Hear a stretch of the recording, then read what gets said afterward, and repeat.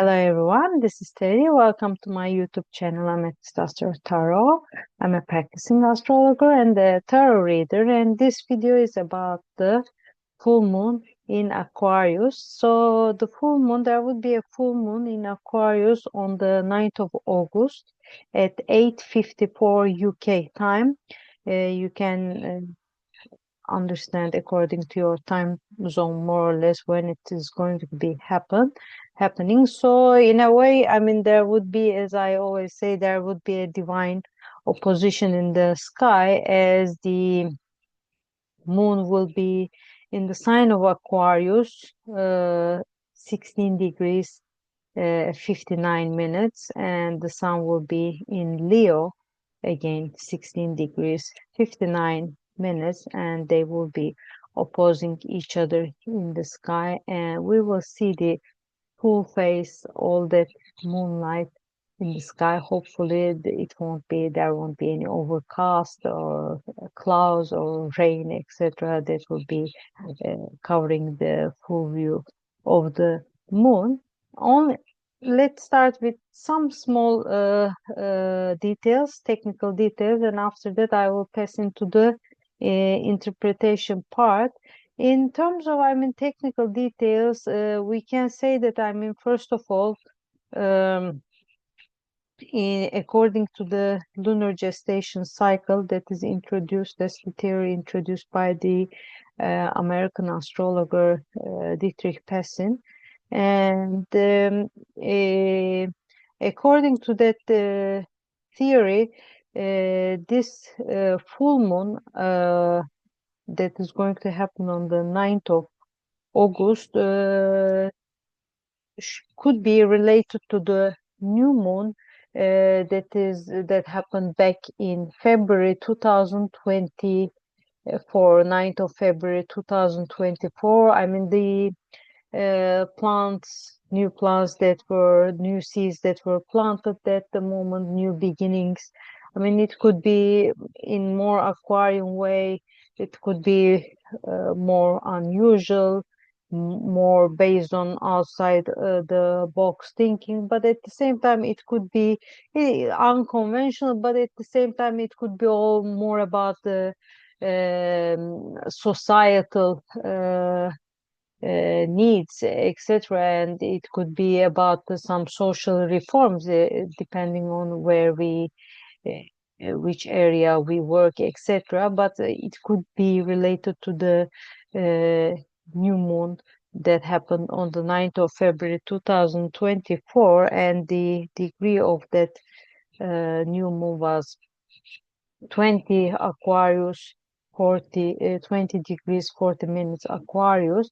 And it's good to mention that after that plant seeded, etc., the part that that we see the things that is sprouting out of the earth and everything, things coming into a bit of more to our view, and everything might have happened regarding that new moon on the 9th of November 2024.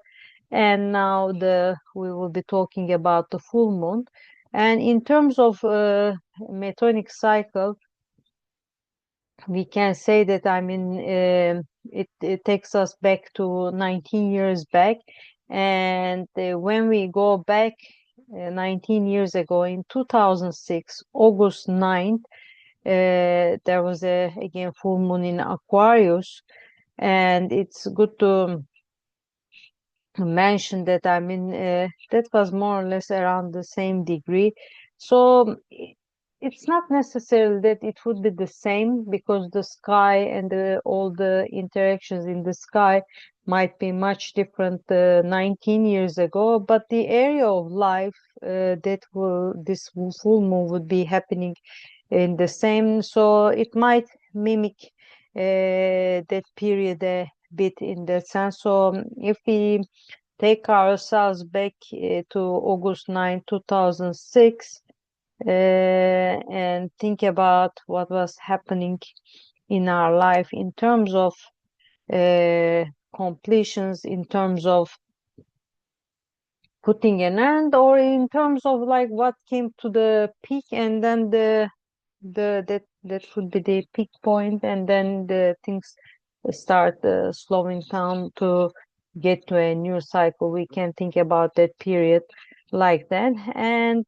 um, as Aquarius is a fixed sign, uh, first of all, I mean, there is the sun in Leo and moon in Aquarius. We can say that around this degree that I have mentioned, 16 degrees 59 minutes, if you have natal placements, we can say that you might be more impacted by this full moon on the 9th of August, especially if you have placements in Leo and Aquarius. But if you consider the other fixed signs, which are the Taurus and Scorpio, and if you have still degrees, yeah, placements around these degree, you could be impacted as well from this full moon. But the important thing is that whether you have this full moon interacts with your chart or not, it would be happening where Aquarius, and we can also consider the Leo houses in the natal chart, but the impact, the power of the impact might change if there is any direct contact with the natal chart or not, but it's going to happen either way. So coming to the full moon, as I said, I mean it's the moment of like the either the completion that what we have started during the new moon, or it could be some peak point, and that's a point also that if we consider the thing like a bell curve, like first going up and then going down, if you consider it like that, I mean, we can think that that we came to the halfway, and since the new moon, we did things related to the new stars, new beginnings, and the new seeds that were planted in that period. And then when we came to this point of the full moon, we are like asking ourselves what happened during this halfway period. Did we really develop, improve things regarding our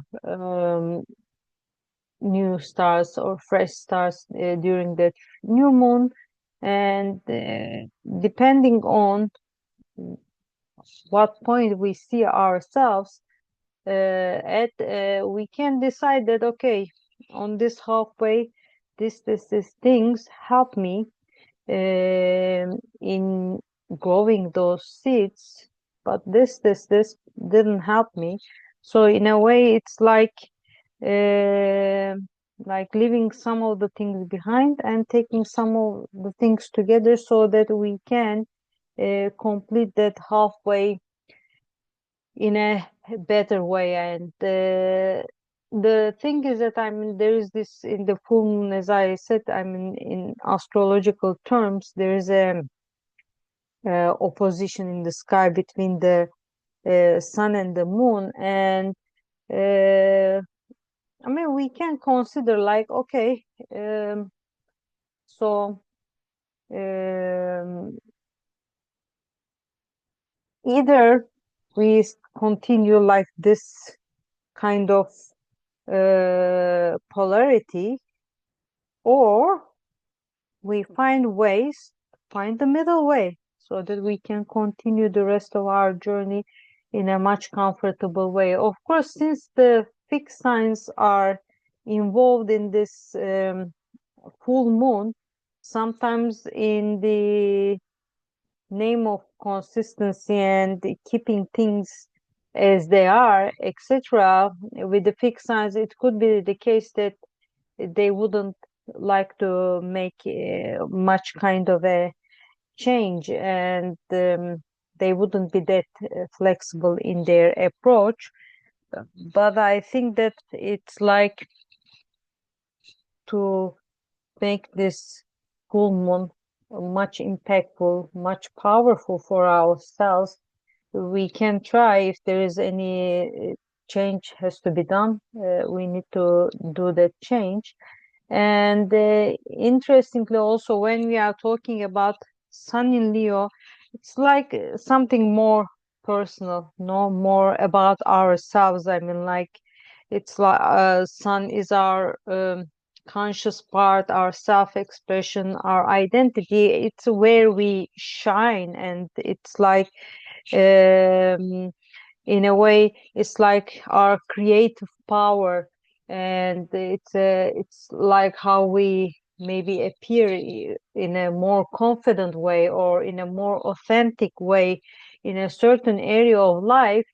And but on the other hand, moon in Aquarius, it's more about the collective.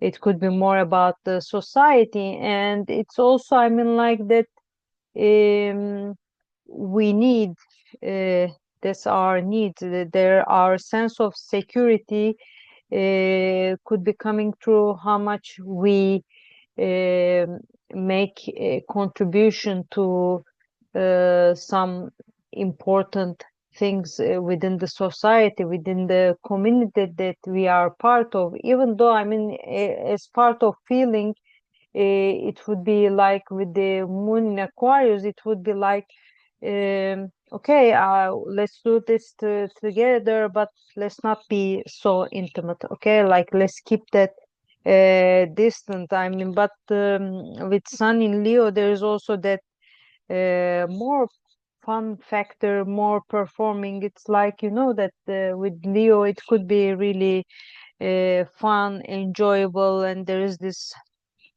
generous part, and there is more for, I mean,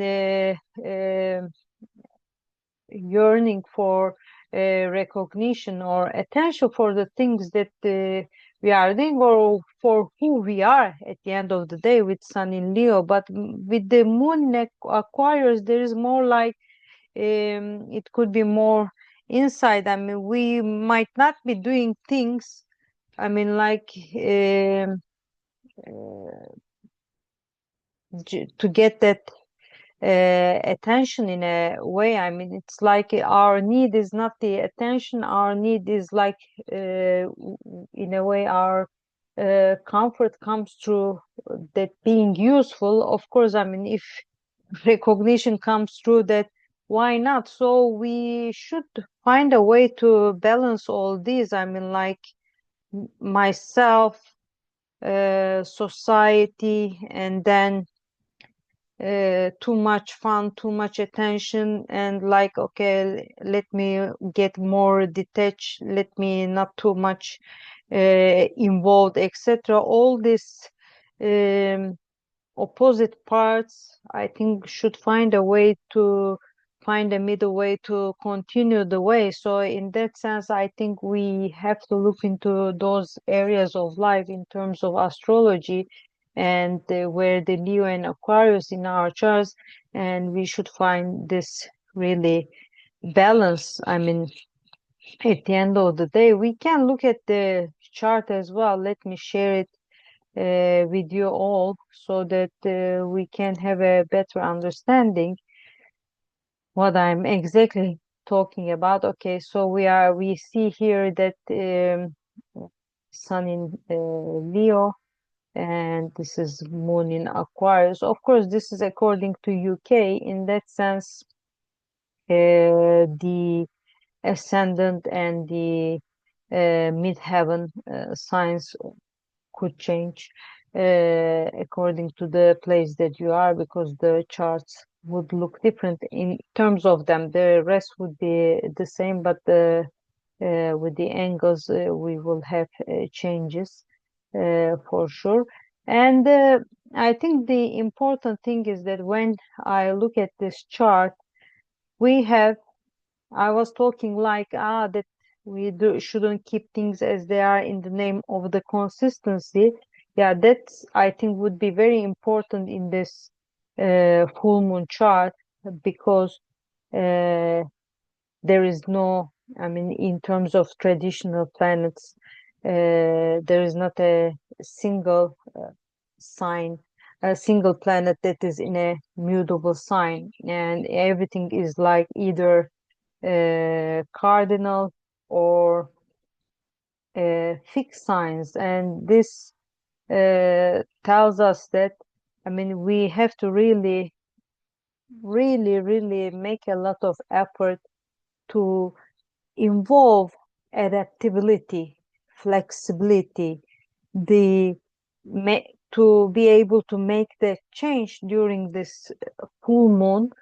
Otherwise, I mean, like, if there is a small shift that has to be done and we just go all the way forward, or just keep where we are, then I believe that we won't make um, we cannot go forward in a way. I mean, it would be much harder. So we should find a way, I mean, to break that fixed and also that cardinal energy by trying to be, I mean, by really making an effort to be more flexible in that sense. And also, again, in terms of the traditional planets, there is nothing on Earth. I mean, in any case, in the other, I mean, like outer planets, there is nothing on Earth in any case, and there's nothing on Earth. So, in that sense, I mean, we could say that it's like there is this element of being practical, being grounded, putting our feet on the ground in a good way. That steadiness might be missing, and in that sense, I think that's another area of that we should make an effort to find elements to make this full moon to be much steady and also much practical and much giving us much ground in a way, so that again we can continue the rest of that way, the uh, this from this full moon to the next new cycle in a much better way. So I think that we should all consider this. And the interesting thing, of course, we see that, I mean, you will say that, oh my God, there is a, of course, a grand trine on air, and we have other lots of things going on. I wouldn't get into the details of that, but the most important thing is that actually sun and moon, in terms of major aspects, they're only aspecting each other. I think that relationship between the sun and moon, it's like our uh, conscious and subconscious parts, our identity, our outer world and our inner world. I mean, outer, I mean, part and the inner voice and everything. That's the relationship that is, I think, that is coming out most in this chart, especially when we consider the sun and the moon. And also we need to take into consideration that, I mean, Mercury is still, though it would be soon, I mean, on the 11th of August, it will station for direct motion. But at the end of the day, Mercury in Leo is still retrograde in the full moon chart in that sense, and it is like contacting everywhere nearly in the chart, lots of relationships with the sky. But we have to consider that, I mean, if there are any uh, this creative ideas or that kind of communication, like being more confident, etc., the way that we speak, the way that we communicate with the people, I mean, we should reflect on that, because it's the Mercury retrograde might be telling us to slow down things in a way. And also, I think, I mean, like in terms of in outer planets at the moment, of course, Neptune is retrograde, Pluto is retrograde. From the social planets, Saturn is retrograde. So there is a kind of also Chiron is retrograde again, the Centaur, the wounded healer. And that when we are considering that there is a really uh, slowing down and reflecting a lot in the sky. So in that sense, I think that considering all this energy, whatever we decided to do during this period, I mean, especially if we, I mean, if it's a review of some of the ideas, etc., it could be good to wait a bit when the Mercury really gets into the direct motion, and then maybe whatever we need to leave behind, we decide that time, and whatever we have to take forward, we maybe try to decide that time. I mean, with the outer planets, there is not much to do, but in terms of Mercury, at least we can consider doing that. And I mean, it's like it's when we look at these minor aspects, I mean, like with Mars, which would be in Libra, and Saturn and Neptune, it's more like the that we have the here the semi-square, and we have also here the I think sesquiquadrate, of course, and these could be more like the strains, that kind of strains that could uh, make this full moon feel a bit more, in a way, it's like being stopped, or being in a way conflicted, and there could be that friction with our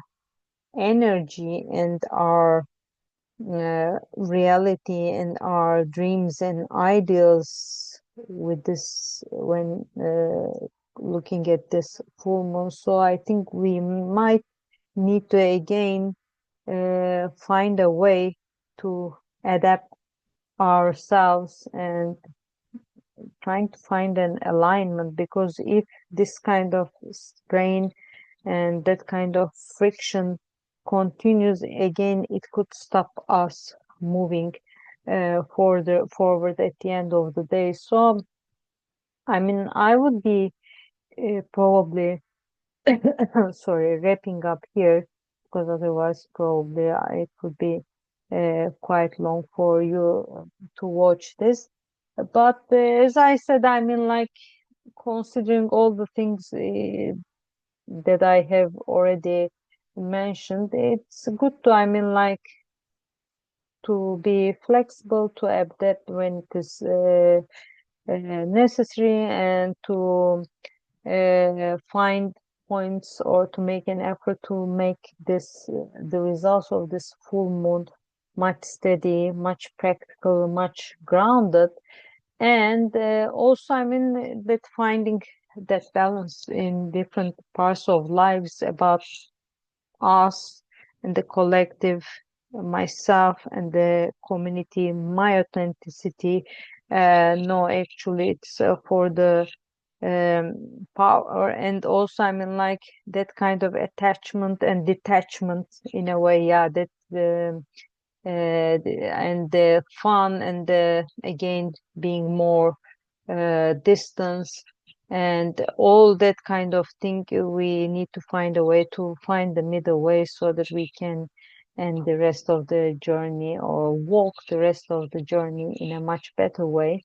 I hope that this video would be helpful for you understand how much the full moon would be might be impactful in your lives for anything. I mean, for any kind of natal chart or